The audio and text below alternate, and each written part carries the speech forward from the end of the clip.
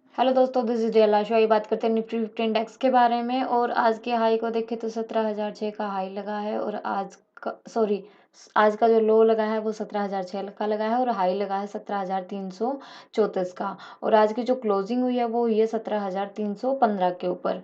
अब हमने कल डिस्कस किया था कि ये वाली जो हमारी ट्रेंड लाइन है ऊपर वाली, ये हमारे लिए इम्पोर्टेंट रेजिस्टेंस का काम करेगी, यानी 300 का लेवल हमारे लिए इम्पोर्टेंट है। तो 300 का लेवल, 350 के 40 के आसपास का लेवल हमने कल इम्पोर्टेंट जोन के रूप में डिस्कस किया था। अब हमारे लिए अगर ये कल जोन इस यही तुरंत ब्रेक होती है तब हमें एक अच्छी मूवमेंट मिलेगी। और नेक्स्ट जो हमारा टारगेट होगा वो 17,480 के आसपास का नेक्स्ट हमारा बड़े टाइम फ्रेम के अकॉर्डिंग टारगेट निकल रहा है। और जो आज की कैंडल बनी है वो भी काफ़ी अच्छी कैंडल थी और मूवमेंट भी काफ़ी अच्छी देखने को मिली है हमें। कल हमें एक डाउन की मूवमेंट देखने को मिली थी और उसी की रिकवरी आज हमें देखने को मिली है अपसाइड की तरफ। और अगर कल इसी लेवल को यानी 17,315 को निकाल देता है तब हमें अपसाइड की तरफ एक अच्छा वन वे टारगेट देखने को मिलेगा। सबसे पहले हमने डिस्कस किया था कि डाउन की तरफ जो गैप पेंडिंग है वो फील होगा और उसके बाद अगर वहीं से बाइंग आती है तो हमें अच्छी बाइंग देखने को मिलेगी निफ्टी 50 इंडेक्स में। और अब हम अपनी रिलायंस इंडस्ट्री में देख लेते हैं। हमने कल डिस्कस किया था कि इनसाइड में कैंडल बनी है, जैसे ही इस कैंडल का हाई ब्रेक होता है हम अपनी ट्रेड एग्जीक्यूट करेंगे और वहां हमें लंबे टारगेट्स देखने को मिलेंगे। तो सेम वही हमने किया कि जैसे ही इसका हाई ब्रेक हुआ हमें यहाँ वन वे मूवमेंट देखने को मिली। कल हमने डिस्कस किया था कि इनसाइड कैंडल बनी हुई है और पूरा दिन रिलायंस इंडस्ट्री ने इसी रेंज में सस्टेन किया और जैसे ही ये रेंज ब्रेक होगी हमारे लिए एक one way movement Reliance industry में देखने को मिलेगी। अब 2535 है तो हमारा जो नेक्स्ट टारगेट निकल कर आ रहा है वो 2570 का निकल कर आ रहा है। तो आप इस टारगेट को ध्यान में रखिएगा, यानी ये वाला टारगेट हमारे लिए इंपॉर्टेंट हो जाता है अपसाइड की तरफ। हो सकता है कि कल रिलायंस में हमें अच्छी मूवमेंट ना देखने को मिले और एक रेड कैंडल यहाँ हमें देखने को मिल सकती है कल के जोन में डेली टाइम फ्रेम के अकॉर्डिंग। अगर हम टीसीएस में डिस्कस करें तो टीसीएस में देखिए 3700 इसका बहुत इम्पोर्टेंट, अगर हम डिस्कस करेंगे, बहुत इंपॉर्टेंट साइकोलॉजिकल पॉइंट भी है और ऊपर रेजिस्टेंस का काम भी कर रहा है। और अगर कल ये इसी ट्रेंड लाइन को ब्रेक कर देता है तो हम 3700 का ही ऐसा लगाकर वन वे मूवमेंट इसमें टीसीएस इंडस्ट्री में, टीसीएस स्टॉक में देखने को हमें मिल सकता है। तो और हमारी जो डेली टाइम फ्रेम के अकॉर्डिंग ट्रेंड लाइन है ये भी कल ब्रेक हो जाएगी। अगर ये अपसाइड की मूवमेंट करता है तो हम इसी लेवल का एसएल लगाकर, यानी इसी जोन का एसएल लगाकर हम अपसाइड की मूवमेंट ले सकते हैं। वन वे 30 से 40 पॉइंट की मूवमेंट हमें वन वे देखने को मिलेगी टीसीएस स्टॉक में। ये हमारी डेली टाइम फ्रेम के अकॉर्डिंग स्टडी है। अब हम डिस्कस कर लेते हैं 15 मिनट के टाइम फ्रेम के अकॉर्डिंग। 15 मिनट पे चलते हैं। उसमें देखिए कि कल जो हुआ था यानी एक स्टीप ट्रेंड लाइन थी और सबसे अच्छी चीज़ है इसी ट्रेंड लाइन को ब्रेक करके स्टॉक ने यहीं पे क्लोजिंग दे दी है। और अब दे दी थी और आज की जो ओपनिंग हुई है वो काफ़ी अच्छी तरीके से हुई है, यानी इसी जोन में ओपनिंग हुई और फिर इसी जोन को इसने रीचेक किया।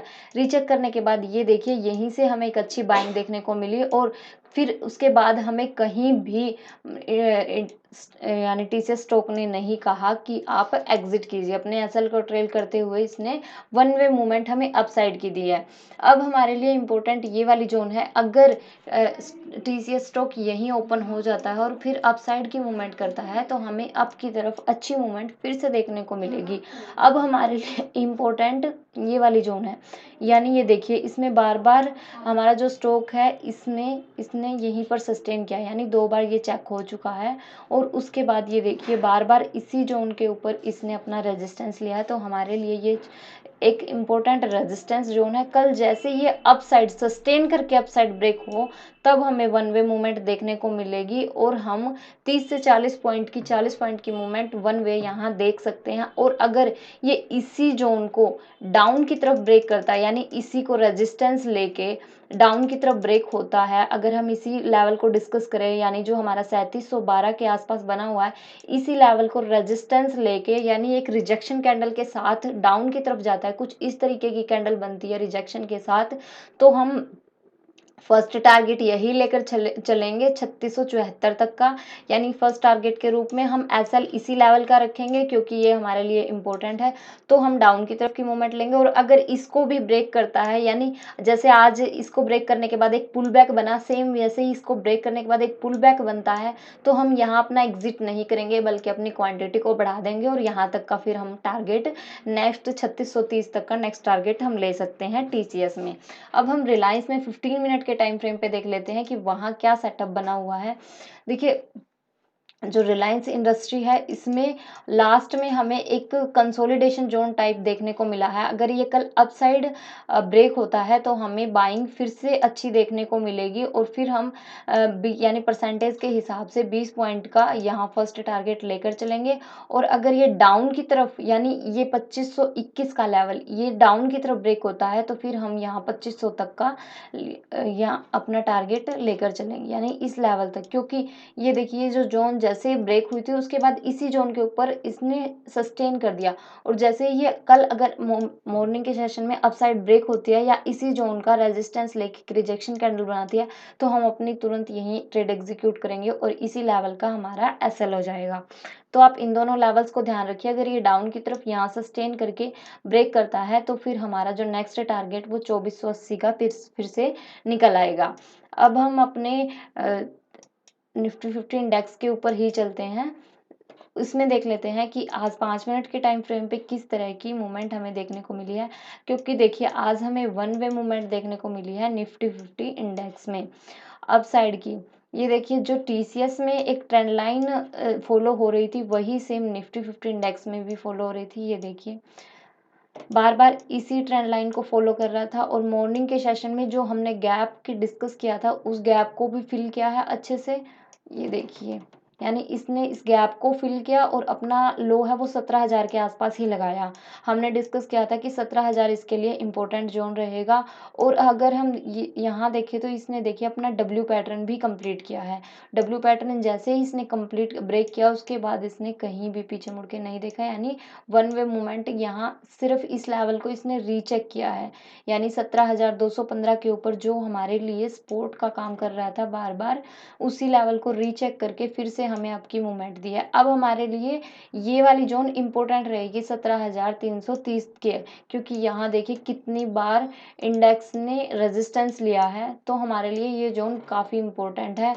अगर ये ब्रेक हो जाती है, यानी कल सस्टेन करके ब्रेक करता है या फिर एक रीचेक लेता है इसी लेवल तक का, एक पुल बैक लेता है, यानी इसी जोन के अंदर कहीं हमारा निफ्टी 50 इंडेक्स है वो इस तरीके की कोई सेटअप यानी सिनेरियो बनता है, कंसोलिडेट होता है इस जोन में और फिर अपसाइड मूवमेंट लेता है, तो हम 400 यानी 17,400 तक की मूवमेंट फिर से हमें देखने को मिल सकती है अपसाइड की तरफ। और अगर इसी जोन को ये 220 को डाउन की तरफ निकाल देता है तो फिर हम 17,100 तक का डाउन की तरफ फर्स्ट टारगेट लेकर चलेंगे। तो आप इन दोनों लेवल्स को ध्यान रखिए। 17,140 के ऊपर आप अपना फर्स्ट प्रॉफिट बुक कीजिए और अगर इसी जोन को कंटिन्यू करता है तो फिर हम यहाँ तक दोबारा निफ्टी 50 इंडेक्स को डाउन की तरफ देख सकते हैं। और अगर हम यहाँ से ऊपर से बात करें तो हमें एक एम पैटर्न टाइप भी दिखाई देगा। ये देखिए, ये वाला जो जोन है हमारी कुछ इस तरीके से बन रही है। पहले इसने इसका पुल बैक ले लिया और फिर इसी लेवल को इसने रेजिस्टेंस के रूप में काम किया। अगर ये कल इसी लेवल को फिर से रेजिस्टेंस के रूप में काम करता है और फिर डाउन की तरफ आता है तो हमारा ये एम पैटर्न कंप्लीट हो जाएगा और हमें टारगेट्स भी है वो काफ़ी अच्छे निफ्टी 50 इंडेक्स में देखने को मिलेंगे।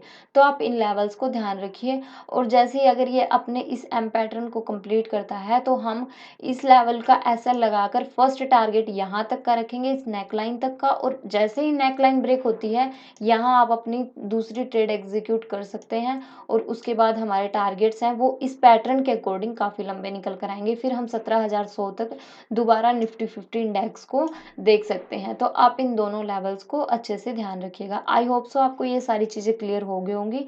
मिलते हैं अगले लर्निंग सेशन में। Thank you so much. God bless you. Take care.